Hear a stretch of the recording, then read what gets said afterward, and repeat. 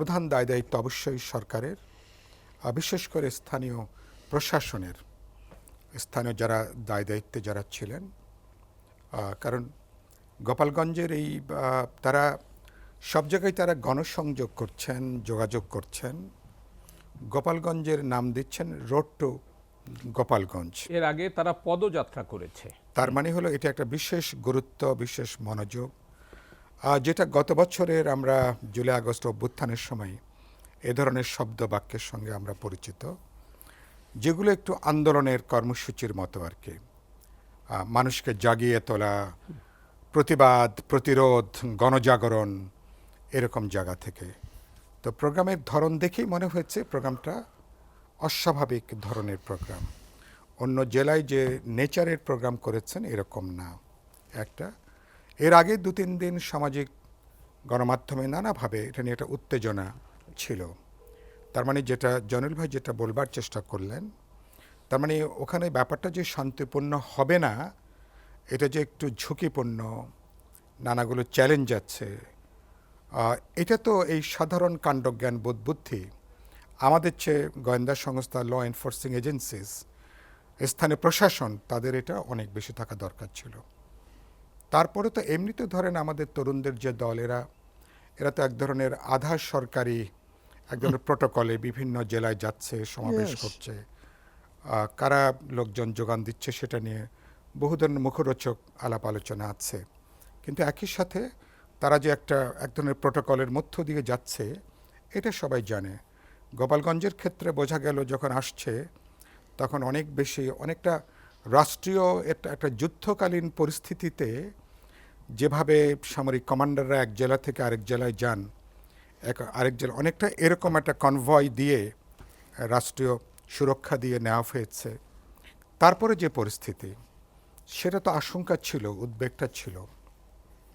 এবং যে পরিস্থিতি আমরা ইতিমধ্যে গতকাল পার্টি থেকে এই হামলা আক্রমণ এবং এই হত্যাকাণ্ডের আমরা নিন্দা করেছি, আমরা তীব্র আমাদের ক্ষোভ জানিয়েছি এবং বলেছি যে এটা প্রশাসনের যে ফেলিওরের তাদের যে জায়গাটা। 2 হলো যে তারপরে গতকাল আবার ছিল 16ই জুলাই, আবু সাঈদ গত বছরের এই দিনে তিনি আত্মাহুতি দিয়েছিলেন রংপুরের, আমাদের রংপুর বিশ্ববিদ্যালয়ের ইংরেজি বিভাগের ছাত্র, এবং তার আত্মদানের মধ্য দিয়ে যেদিন সারা দেশব্যাপী এই প্রতিবাদ প্রতিরোধের আগুনটা ছড়িয়ে পড়ল। গতকাল আমাদের পার্টির কেন্দ্রীয় শহীদ মিনারের প্রোগ্রাম রংপুর অঞ্চলে দেশব্যাপী প্রোগ্রাম ছিল। পরপরই আমরা খবরটা পেলাম গোপালগঞ্জের এই ঘটনা। একই দিনে যেদিন আবু সাঈদ শহীদ হলেন, সেদিনই গোপালগঞ্জে 4 জন মানুষ তারা গুলিবিদ্ধ হয়ে মারা গেলেন, 9 জন গুলিবিদ্ধ, আপনাদের গণমাধ্যমের সংবাদ অনুসারে অসংখ্য মানুষ আহত হয়েছেন। আজকে দেখলাম 16 জন পর্যন্ত এ পর্যন্ত গ্রেপ্তার হয়েছেন, 20 জন, এ পর্যন্ত 20 জন তারা গ্রেপ্তার হয়েছেন। তার মানে বিষয়গুলোকে এড়ানো যেত, বিষয়গুলো এড়িয়ে যাওয়া যেত, গোপালগঞ্জের প্রোগ্রামটাকে রিশিডিউল করা যেত, অন্য সময় নেওয়া যেত, এটাকে আগে পরে, এটা সাধারণ বোধবুদ্ধির বিষয়। আর আজকে জেএসডির একটা প্রোগ্রামে আমি রিপোর্টার্স ইউনিটিতে কথাটা আমি বলেছি, এবং যেভাবে তারা এবং দেখলাম যে বিভিন্ন সোশ্যাল মিডিয়াতে দেখলাম ছবি দিচ্ছে, শেখ হাসিনা গত বছর তিনি 5ই আগস্ট যে কায়দায় তিনি পালিয়ে গেলেন, আমাদের তরুণ নেতারা যারা আমাদের ফ্রন্ট লাইনার ফাইটার, যেভাবে তাদেরকে সামরিক সাজোয়া জানে করে তারা ঢুকলেন, বেরোচ্ছেন, তার মানে এটা আমার কাছে, আমি রাজপথের আন্দোলন মানুষ হিসাবে এটা আমাকে লজ্জা দিয়েছে, বিব্রত হয়েছে, গভীর দুঃখবোধে আমি আক্রান্ত হয়েছি। আমি নিজেকে পরাজিত বোধ করেছি। আমাদের অভ্যুত্থানের ফ্রন্ট লাইনেরা এভাবে তাদেরকে সাজোয়া জানে করে অনেকটা আত্মরক্ষা করতে হয়েছে। এমন কি ঘটনা ঘটল? এমন, তার মানে একটা যুদ্ধ পরিস্থিতি। আজকে দেখলাম সোশ্যাল মিডিয়া নাকি আবার বলেছে 3 ঘন্টা নাকি তারা হেলিকপ্টারের জন্য তারা নাকি ওয়েট করছিল, হেলিকপ্টার পাওয়া যায়নি বা আসেনি বা যে কোনো কারণেই, এবং এরপরে সশস্ত্র সামরিক বাহিনীকে হস্তক্ষেপ করতে হয়েছে। সমস্ত যৌথ বাহিনীর চেষ্টা সত্ত্বেও একটা যুদ্ধ পরিস্থিতি, এটা তো একটা সাধারণ বোধবুদ্ধির ব্যাপার। আরেকটা, তারা ওখানে যে বক্তৃতা করলেন, গোপালগঞ্জে দাঁড়িয়ে বক্তৃতা করছেন, মুজিববাদকে বলছেন গোপালগঞ্জে ওখানে কবর দেওয়ার জন্য। গোপালগঞ্জে দাঁড়িয়ে বলছেন মুজিববাদকে তারা কবর দেবেন। এর আগে তো বলেছেন ৭২-এর সংবিধানকে তারা ছুঁড়ে ফেলবেন, পুড়িয়ে ফেলবেন। আবার ৭২-এর সংবিধান নিয়ে জাতীয় ঐক্যমত্য কমিশনে আজকে আমি বলেছি, আমাদের এনসিপির এক নেতা উপস্থিত ছিল, আমি তাকে রেখেই বলেছি, তারা আবার এটাকে মেনে নিয়ে তারা আবার এই যে ঐক্যমত্য কমিশনে আলোচনা করছেন। কথাটা কোনটা সত্য? ৭২-এর সংবিধানে ছুঁড়ে ফেলা সত্য, নাকি এই সংবিধানকে গণতান্ত্রিক করা, তার অগণতান্ত্রিক ধারাগুলো পরিবর্তন করে করা? তার মানে তারা ডাবল স্ট্যান্ডার্ড তাদের বক্তব্য দেখছি। আর মুজিববাদকে ছুঁড়ে ফেলার কথাটা কি গোপালগঞ্জে যেই বলতে হবে? আর তো বাস্তবে তো আওয়ামী লীগে তো মুজিববাদকে তারা তো গত 4 দশকে আমরা কেউ মুজিববাদের কথা কেউ শুনিনি। আওয়ামী লীগের কোনো অফিসিয়াল কোনো জায়গা থেকে গত দশকে মুজিববাদ একজন ইডিওলজি বা আমরা কখনো দেখিনি। এবং আওয়ামী লীগ তার দুষ্কর্মের মধ্য দিয়েই তারাই বরঞ্চ এটাকে তারা অনেক বেশি, তারা বরঞ্চ এটাকে ঢেকে দিয়েছেন, মুছে ফেলেছেন। এখন এরা খুঁড়ে খুঁড়ে মুজিববাদকে তারা এখন বের করে নিয়ে এসছেন, তাও কোথায়? গোপালগঞ্জে। তো আমরা কোথায় দাঁড়িয়ে কথা বলছি, কোন সময়, কোন প্রেক্ষিতে, কোন অবস্থায়, মানুষের যে সংবেদনশীলতা, এগুলো তো একটা সাধারণ কাণ্ডজ্ঞান, সাধারণ বোধবুদ্ধি ব্যাপার। এবং এখানে এটাকে ক্ষুব্ধ করার জন্য আওয়ামী লীগ হওয়ার দরকার নেই। যে কোনো সাধারণ বিবেকসম্পন্ন মানুষ, যে কোনো সেন্সিটিভ মানুষ, আমাদের দীর্ঘ লড়াই, আমাদের মুক্তিযুদ্ধ, মুক্তি সংগ্রাম, শেখ মুজিবুর রহমান, তো এই ধরনের বক্তৃতা বিবৃতি, এগুলো কোনো রাজনীতির ভাষা না, এগুলো কোনো রাজনীতির সংস্কৃতির মধ্যে যায় না। এটা তো নিশ্চয়ই মানুষকে ক্ষুব্ধ, উদ্বিগ্ন করে। তার মানে আপনি এটা উস্কানিমূলক পরিস্থিতিও আপনি তৈরি করছেন, যেগুলোকে অ্যাভয়েড করা যেত।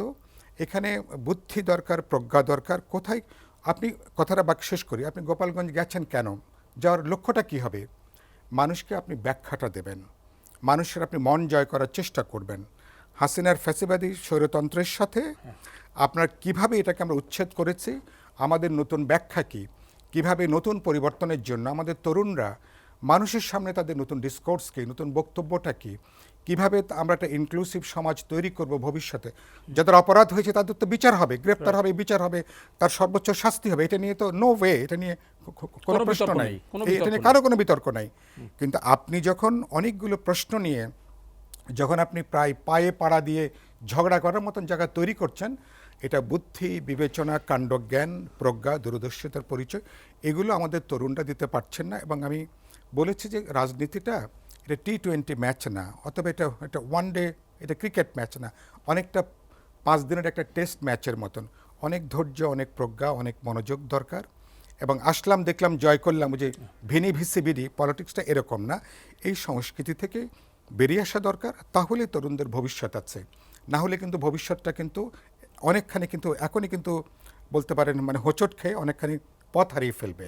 গত ফেব্রুয়ারিতে আমাদের প্রধান উপদেষ্টা এবং বিএনপির অ্যাক্টিং চেয়ারপারসনের মধ্যকার যে লন্ডন বৈঠক, এই বৈঠকের পরে ফেব্রুয়ারি মাসে নির্বাচন, এরকম একটা ধারণা বা এমনকি এরকম একটা সম্ভাব্য একটা তারিখ, সময়টা নিয়ে যে আলোচনা, আপনি লক্ষ্য করবেন এর পর থেকে কিন্তু নানা ধরনের একটা নেতিবাচক ক্রিয়া প্রতিক্রিয়া, বিভিন্ন রাজনৈতিক অংশ, রাজনৈতিক দল, আমি যদি সুনির্দিষ্ট নাম যদি উল্লেখ নাও করি, আপনি গণমাধ্যমের গুরুত্বপূর্ণ মানুষ হিসেবে আপনার কাছে নিশ্চয়ই ব্যাপারে তথ্য আমার চেয়ে অনেক বেশি। এবং একদিকে বক্তব্য হচ্ছে যে বিচার শেষ না হওয়া পর্যন্ত নির্বাচন নয়, আবার সংস্কার শেষ না হওয়া পর্যন্ত কোনো নির্বাচন। এই কথাটার অর্থ কি? তো বিচার আপনি 1 বছর পার হয়ে গেল, তো এখনও প্রথম বিচারের রায় যদি দেখতে হয়, আগামী কমাস অপেক্ষা করতে হবে জানি না। যদি 20, 30, 50, 100, 200, 500 লোকের যদি বিচার করতে হয়, তো এটা কি 2 বছর লাগবে, 3 বছর, না 5 বছর, আমরা জানি না। এটা তো বিচারিক কার্যক্রমের উপরে নির্ভর করে। তার মানে কি তাহলে অন্তর্বর্তী সরকারকে ওই পর্যন্ত আমাদের যারা এটা বলছেন তারা কি নিয়ে যেতে চান? তাহলে এটা একটা বড় প্রশ্ন। না, জনগণের মুখ দিয়ে কিন্তু এরকম একটি কথা বলানো হয়েছে যে 5 বছর এই সরকারের থাকা উচিত। আচ্ছা, তারপরে সংস্কারের যে প্রশ্ন, একই কথা। সংস্কারের ব্যাপারে তো, বিচারের ব্যাপারে সমস্ত দলগুলোর একটা পাবলিক কমিটমেন্ট আছে। এই সরকার ভিত্তিটা তৈরি করবে, বিচারটা কিছু দৃশ্যমান করবেন, কিছুটা কার্যকরীভাবে এগিয়ে নেবেন, পরবর্তী কোর্সটা ইলেক্টেড গভর্নমেন্ট, কারণ এটা সবার কমিটমেন্ট। এটা আমাদের গণ অভ্যুত্থানের প্রতি দায়ী, দেশের প্রতি, জনগণের প্রতি, আমাদের শহীদদের প্রতি আমাদের যে দায় রয়েছে, এটা একটা অসম্পূর্ণ একটা জাতীয় কর্তব্য। এটা একটা, তো সেই জায়গা থেকে এটা একটা গুরুত্বপূর্ণ কাজ। সংস্কারের ব্যাপারে একই কথা, এটা তো আমাদের আগে থেকে জনগণের কাছে আমাদের দেওয়া অঙ্গীকার। এই সরকার যদি কোনো কিছু না করে, তারপরেও রাজনৈতিক দলগুলো পুরনো জমানায় যেহেতু কেউ ফিরতে চায় না, যে জন্য আমরা 31 দফা দিয়েছি, বিপ্লবী ওয়ার্কার্স পার্টি, গণতন্ত্র মঞ্চ, বিএনপি সহ যারা আমরা যুগপৎ ধারায় বহু বছর আন্দোলনে ছিলাম। তার মানে আমরা যে ব্যবস্থা একটা দল ব্যক্তিকে কর্তৃত্ববাদী দুঃশাসকে পরিণত করে, সেই ব্যবস্থার সাংবিধানিক ভিত্তি আমরা পরিবর্তন চেয়েছি। তার সাংবিধানিক, প্রশাসনিক, রাষ্ট্রীয় ভিত্তির আমরা একটা গুণগত পরিবর্তনের জন্য আমরা 31 দফা দিয়েছি। তার মানে এটা আমাদের একটা রাজনৈতিক অবস্থান। তো সুতরাং এটা তো, এবং এই সরকার ইতিমধ্যে গত 1 বছরে কিন্তু গুরুত্বপূর্ণ কোনো সংস্কার করেনি। প্রায় 12 আনা সংস্কারের ব্যাপারে রাজনৈতিক দলগুলোর মধ্যে কোনো দ্বিমত নেই। তাহলে সেসব ব্যাপারে আপনারা কেন আপনারা উদ্যোগটা গ্রহণ করেননি? আপনাদের প্রায় 1 বছর মানে হতে চললো, এখন আলোচনা চলছে সাংবিধানিক সংস্কারগুলো নিয়ে। অনেকগুলো গুরুত্বপূর্ণ প্রশ্নে আমরা একমত হয়েছি। আর আমি বলেছি, এক যাত্রায় সমস্ত ফলাফলটা অর্জনের চেষ্টাটা না করাই ভালো। এটা কোনো বুদ্ধিমান কোনো বিবেচনার কাজ না। কিছু প্রশ্ন থাকবে, আনসেটেল থাকবে, যেগুলো ওপেন এন্ডেড ডিসকাশন থাকবে, আলোচনায় থাকবে, পরবর্তী পার্লামেন্টে আলোচনা হবে, রাজনৈতিক পরিসরে আলোচনা হবে, দলগুলোর ইলেকশন ম্যানিফেস্টোতে এজেন্ডা থাকবে, যারা যাবেন তারা আলোচনা করবেন। তাহলে এটা একটা কথাটা বলার জন্য বলা। তাহলে এটা, আর যেটা বললেন, আর পুরো ব্যাপারটা দাঁড়িয়েছে যে তারপরে ধরুন আবার কি দেখছি যে না, জাতীয় নির্বাচনের আগে স্থানীয় সরকারি নির্বাচন হতে হবে, সমস্ত ইলেকশন নাকি তারপরে সংখ্যানুপাতিক পদ্ধতিতে হতে হবে। তো এগুলো আমরা, স্থানীয় সরকার নির্বাচন দাবিটা চলা খুব উদ্ভট এবং হাস্যকর না?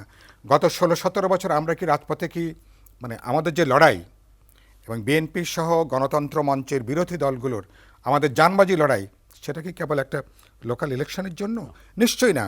ভোটাধিকারের জন্য, গণতন্ত্রের জন্য, একটা অবাধ, নিরপেক্ষ, বিশ্বাসযোগ্য জাতীয় নির্বাচনের জন্য।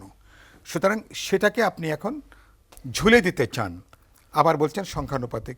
সেটা নিয়ে আমরা, তার মানে এই পুরো প্রশ্নটা হাজির, এবং তার সাথে একটা আধা যে নৈরাজ্য যেটা চলছে, নানা ঘটনা, যেভাবে মবকে যেভাবে আগে বলতো মব জাস্টিস, এখন সবাই মোটামুটি একমত, একটা মব সন্ত্রাস চলছে। আমরা গণতন্ত্রের পরিবর্তে আমরা, মানে ডেমোক্রেসির পরিবর্তে আমরা একটা মবক্রেসি, এটাকে আখ্যায়িত করা হচ্ছে। এই সরকার গত 1টা বছরে, আমি প্রথম 1-2 মাস সরকারকে আমি নিশ্চয়ই রেয়াত দেওয়ার পক্ষে আছি। আপনি প্রশাসনকে কমান্ডে আনবেন, আপনি ডিসিপ্লিন ফিরিয়ে আনবেন, আপনি এটা পেশাদারিত্বের জায়গায় নিয়ে আসবেন, কিন্তু 1 বছর পরে তো আপনাকে তো এই অজুহাত দেবার কোনো সুযোগ না যে আপনি সমর্থন পাননি। রাজনৈতিক দলগুলোর একটা সমর্থন, সমগ্র জনগণের এত বড় সমর্থন নিয়ে বাংলাদেশে আর কোনো সরকার কখনো ক্ষমতায় আসেনি। তার মানে সমর্থনটাকে আপনার কাজে লাগাতে পারেননি। অনেক সময় সমর্থনটাকে আপনার দুর্বলতাও আপনারা ভেবে বসতে পারেন। সে কারণে আপনারা এখানে, আর অনেকের কাছে আমি বলেছি আগে, অনেকের কাছে যারা সরকারে আছেন, অনেকটা হলো লটারি পাওয়ার পরে যেভাবে মানুষজন বেদিশা হয়ে যায়, এই টাকা নিয়ে কী করবে না করবে, ক্ষমতা নিয়ে অনেকে এরকম একটা বেদিশার এরকম একটা পরিস্থিতি। আসল জায়গায় তারা মনোযোগটা দেননি, ফলে এক ধরনের নৈরাজ্য তৈরি হয়েছে, অ্যানার্কি তৈরি হয়েছে, যার সুযোগটা গ্রহণ করছে নানা জায়গায় ছড়িয়ে ছিটে থাকা রাজনৈতিক লুম্পেন এবং সামাজিক দঙ্গল নানা অংশে থাকে তারা, এবং তাদের লোক, এবং এদেরকে আবার রাজনৈতিকভাবে নানাভাবে এদেরকে প্রত্যক্ষ পরোক্ষ মদত যোগানো হচ্ছে কিনা, গোটা পরিস্থিতিকে একটা অস্থিতিশীল জায়গায় নেওয়া, অনিশ্চিত জায়গায় নেওয়া। এখন আপনি কিন্তু সমান কাচের মধ্যে পারদ রেখে আপনি বলতে পারেন না পারদটা কোন দিকে যাবে। ফলে বাংলাদেশের এরকম জায়গা আমরা চাইনি। আমরা সেজন্য সরকারকে আমি বারবারই বলেছি, নানা ধরনের উস্কানি হবে, নানা ধরনের সরকারকে বিপথে নেবার চেষ্টা হবে, কিন্তু সরকার should be on the right track. আপনারা আপনাদের সিরাতুল মুস্তাকিম ঠিক রাখবেন, বিচার, সংস্কার এবং নির্বাচন। ফেব্রুয়ারিতে যে নির্বাচন কথা হয়েছে, এর বাইরে যদি হাঁটতে যান, যদি চিন্তা করতে যান, আরও দুর্যোগ, আরও অস্থিতিশীলতা, আরও অনিশ্চয়তা, এবং বাংলাদেশের ভবিষ্যতে নতুন আরও কিন্তু অনাকাঙ্ক্ষিত পরিস্থিতি তৈরি হতে পারে, যে সুযোগটা ফ্যাসিবাদী শক্তি নানাভাবে গ্রহণ করতে পারে। বললেন না যে ভারত গত 1টা বছরে ভারতের সাথে এখন আপনি মিনিমাম কোনো ওয়ার্কিং অ্যালায়েন্সে আপনি এখন তৈরি করতে পারেননি। এমনকি সাধারণ যে আলোচনা, কারণ ভারত আমাদের নব উত্থানকে, ভারত পলিটিক্যালি এখনও তারা কিন্তু মেনে নেয়নি, মনে করছে হাসিনার পরাজয়কে ভারত মনে করছে তাদের একটা পলিটিক্যাল একটা ডিফিট তারা মনে করছে, এবং তারা বলছে যে ইলেক্টেড গভর্নমেন্টের আগে নাকি তারা কোনো আলোচনাই তারা করবে না। তার মানে আমাদের এই গভর্নমেন্টকেও তারা এখনো কোনো অ্যাকাউন্টে তারা এখনো নেয়নি। এটা তো আমাদের জন্য এক ধরনের খুবই বিব্রতকর অবস্থা। সেজন্য যেটা বলতে চাই, পথটা খুবই সোজা, আপনি অনেকভাবে উস্কানি হবে গোটা পরিস্থিতিকে, এবং এই পরিস্থিতি যদি চলতে থাকে, যেটা হাসান ভাই খুব রাইটলি বলেছেন, আমি একমত। আমি বলেছি আগামী কমাসে বাংলাদেশে অনাকাঙ্ক্ষিত অনেকগুলো দুর্ঘটনা আমাদের হয়তো আশঙ্কা হচ্ছে। সরকার এখনও যদি সাবধান না হয়, যদি সতর্ক না হয়, আন্দোলনের সমস্ত শক্তি, পলিটিক্যাল পার্টি তারা যে কনফিডেন্সে নিয়ে প্রশাসনকে তারা যদি ফুল স্কেলে একটা পেশাদারিত্বের জায়গা, একদিকে পলিটিক্যালি আমাদের মিনিমাম ঐক্য, আর একদিকে পেশাদারিত্বের জায়গা, তাহলে কেবলমাত্র নির্বাচনের পথে যাওয়া সম্ভব। না হলে আমরা কিন্তু পথ হারিয়ে ফেলবো, এবং আরও বড় বিপর্যয়। ওই যে অভ্যুত্থানের পেছনে নাকি সবসময় প্রতি অভ্যুত্থান হাঁটে, বিপ্লবের পেছনে যেমন প্রতি বিপ্লব হাঁটে, তাহলে এই গণেশ উল্টে দেবারও তো অনেক লোকজন আছে। সরকারকে সেজন্য বলবো যে এখন থেকেই পুরো ব্যাপারটা বিবেচনার মধ্যে নেন আর কি।